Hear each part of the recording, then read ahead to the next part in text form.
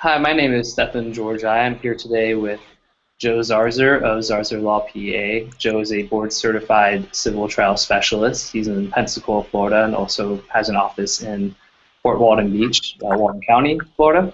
And we're also joined by Dr. Evan Malone, who is board certified in internal medicine. Today, we're going to talk about the breaking and tragic news of comedian Joan Rivers passing. She was 81 years old today.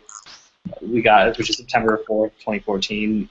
The news just recently broke that she'd passed away. And one of the things we want to talk to Dr. Malone about is sort of the circumstances behind what happened with Miss Rivers, especially with the fact that it was a minor elective procedure that apparently escalated very quickly to her being on life support and then passing. So with Dr. Malone, we want to talk about the medical background, how something that could happen, and then with Joe, we want to also talk about some of the issues with medical malpractice or hospital, their responsibility, or an outpatient clinic's responsibilities, and sort of let the conversation go from there. So I'll start with you, Dr. Malone, and do you know, from your understanding, and again, this just happened, we're not fully aware of all the facts or details, but am I correct that from what you understand, it was an elective procedure and something went wrong? And is that common? Does that happen often?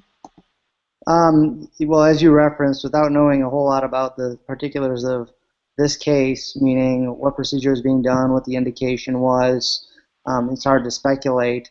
But from what we do know is there's a procedure on the vocal cords, what's classified as an elective procedure, and first things that come to my mind are things like having a nodule on the vocal cords, having a vocal cord spasm, which would cause what we call dysphonia, which is difficulty speaking. And yes, those procedures generally are elective, done in the outpatient setting.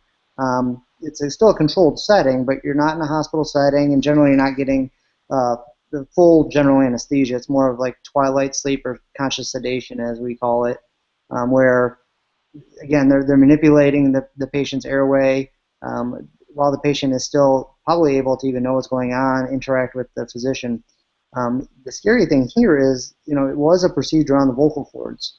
And if there was any complication, intra-procedure complication at all, involving the vocal cords, that right there compromises any patient's airway immediately, especially when there's no established stable airway, which in this case there likely was not, given the fact that it was an outpatient procedure.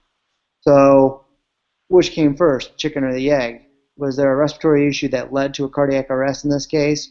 Or was the procedure flawless, airway perfect, no complications of the vocal cord, and just horrible timing of, wow, there's a cardiac issue all of a sudden while we have whatever devices in this patient's airway causing further complication.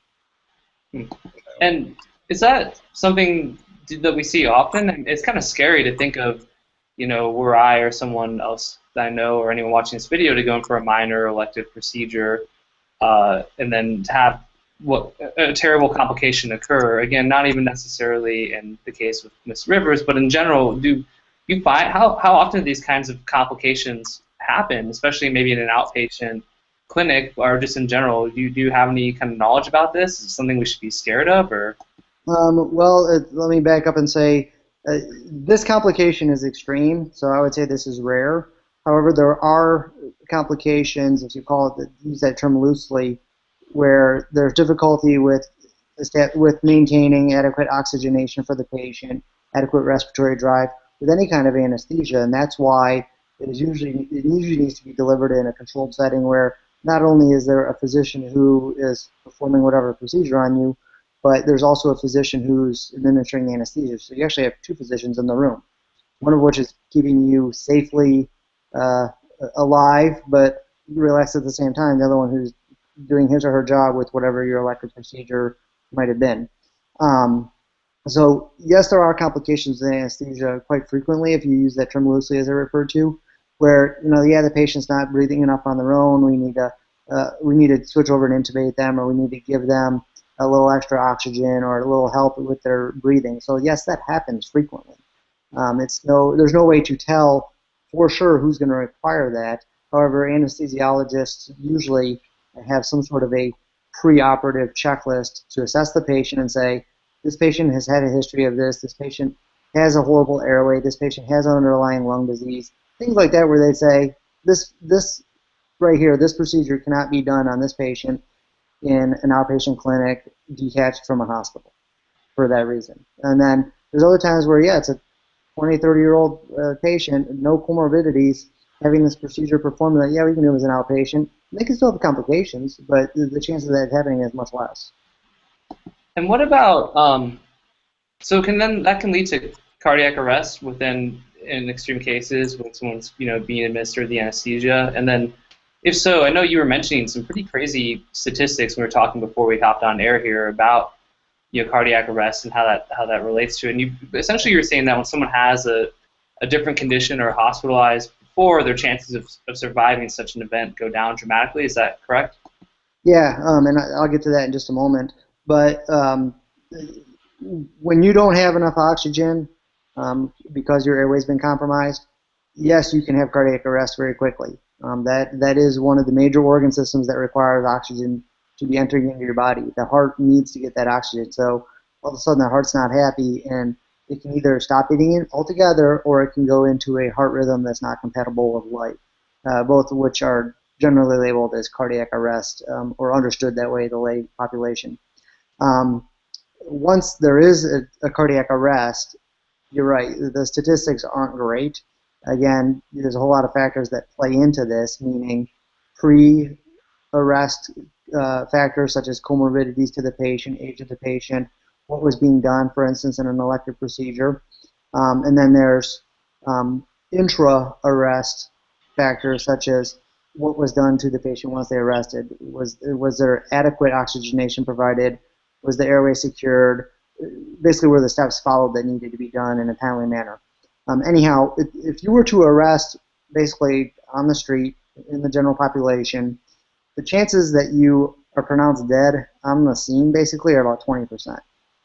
The chances that you will make it to the hospital to be then stabilized in the ER and then admitted are about 25%. What happens to that middle 50%? They probably don't even make it through the ER. Yes, they're not dead on the scene, but they make it in EMS, they get transported, they show up to the ER, and they can't be resuscitated.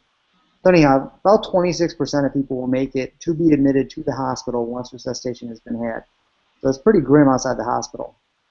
Of the people that arrest in the community, only 9% get discharged from the hospital and live through it. Wow. Again, that's broadly speaking.